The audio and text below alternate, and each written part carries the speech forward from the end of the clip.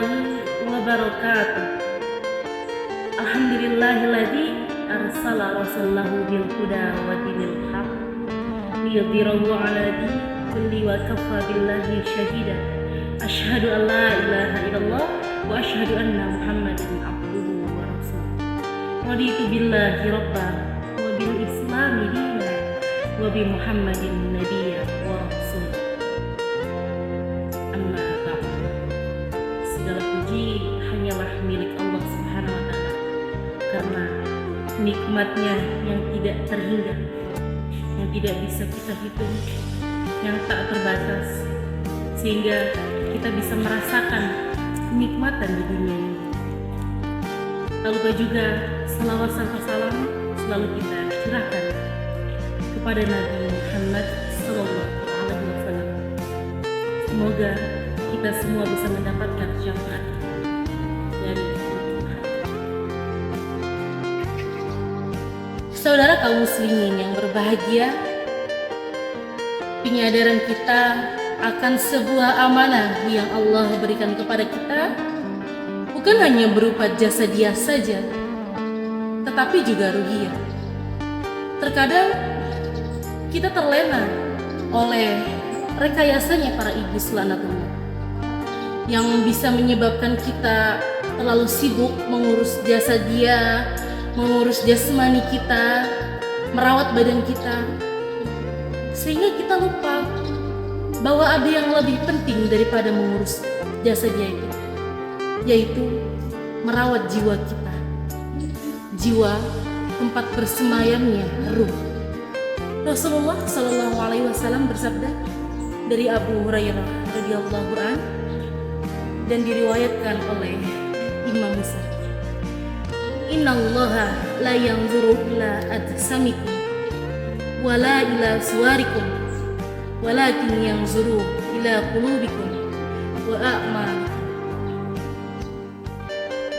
Sesungguhnya Allah tidak melihat kepadamu bentuk-bentuk kalian, rupa-rupa kalian, penampilan kalian, juga performan kalian. Padahal yang Allah lihat itu walakin yanzuru ila qulubikum, yaitu hati kalian, wa a'malikum, juga amal-amal kalian.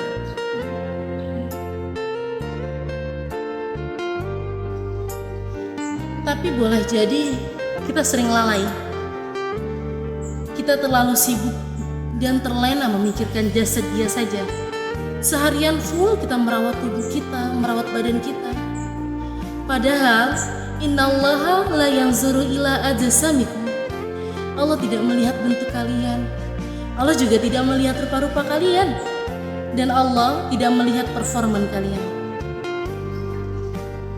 Saudara kaum muslimin semuanya, Allah mengingatkan kita di dalam surah Al-Hajj, surah ke-22 pada ayat ke-46, yang berartikan, apakah mereka tidak berjalan di muka bumi ini, lalu mereka mempunyai hati untuk memahami?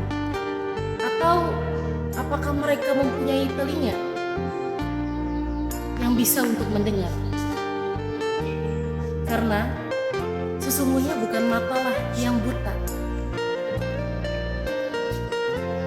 tapi yang buta itu ialah hati yang di dalam dada.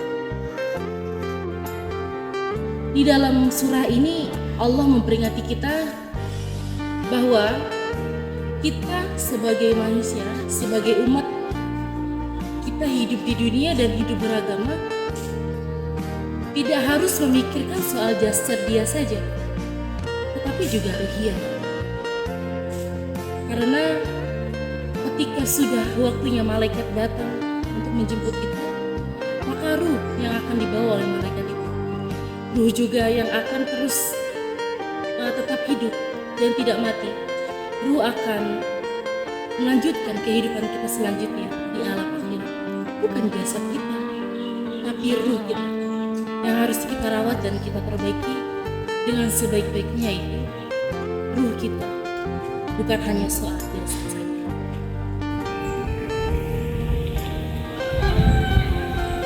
Hai saudara sekalian, mulai saat ini kita harus bisa hidup adil terhadap diri kita, terhadap jasad dia dan terhadap ruhiyah diri kita. Yang dimaksud adil itu ketika jasad kita butuh makan, paginya kita kasih sarapan, siangnya kita kasih makan siang, sorenya kita kasih jajanan, kasih cemilan dan yang lainnya. Tubuh akan terus bertumbuh dengan sehat dan baik. Maka ruh juga butuh itu. Insya Allah dengan sholat 5 waktulah ruh kita akan terus bertumbuh dengan sehat. Ketika paginya sholat subuh dikasih sholat subuh sarapan, sholat zuhur makan siang, sholat asar jajanannya, sholat maghrib makan malamnya, sholat isya sebagai cemilannya, dan sholat sunat tahajud karena Allah sebagai vitaminnya. Insya Allah maka ruh kita akan terus bertumbuh dengan sehat dan baik. Lalu ketika tubuh kita membutuhkan mandi, kita mandikan. Pagi mandi, sore pun mandi, badan terasa segar, sejuk. Maka ruh juga butuh itu. Ruh kita juga butuh mandi. Kalau tubuh mandinya dengan air sebagai medianya, kalau ruh kita mandi dengan Al-Quran sebagai medianya. Jika satu hari kita tidak membaca Al-Quran, maka satu hari juga ruhnya tidak mandi. Jika kita hanya baca Al-Quran 1 pekan sekali, maka ruhnya juga mandinya hanya 1 pekan sekali. Bagaimana jika tubuh kita tidak mandi selama 1 minggu sekali? Yang akan terjadi, penyakit akan bermunculan yang hadir untuk tubuh kita. Khawatirnya jika ruh kita masih sakit, dan pada saat itu juga malaikat yang bertugas datang untuk menjemput ruh kita. Karena ketika malaikat yang bertugas datang untuk menjemput kita itu nggak ada konsekuensinya soal kematian. Pasti pada saat itu juga ruh kita akan dicabut oleh malaikat itu. Lalu itu yang harus dan sangat berbahaya sekali untuk seorang muslim. Karena ketika meninggal dalam keadaan ruh yang sakit. Kenapa? Sebab sakitnya karena jarang mandi. Apa sebab jarang mandinya? Karena jarang disirami oleh Al-Quran. Karena siraman Al-Quran adalah penyejuk untuk ruh kita. Di dalam surat Taha ayat 124 yang berartikan, siapa yang berpaling dari Al-Quran, maka hatinya akan sembuh. Masya Allah. Wahai saudara-saudara sekalian, marilah kita pandang hidup ini dengan pandangan hati. Karena kalau bukan dengan pandangan hati, kita beranggapan hidup kita selamanya, padahal itu salah. Jika kita memandang dengan pandangan hati, kita akan merasakan dan kita akan memandang bahwa kehidupan kita bukan di sini.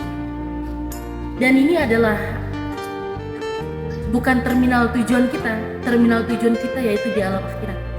Kita berdoa kepada Allah, semoga kita semua mendapatkan hidayah supaya kita bisa memandang hidup di dunia ini hanya sebuah persinggahan.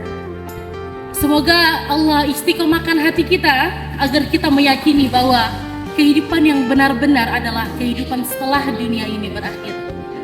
Semoga kita semua Allah mudahkan setiap urusannya.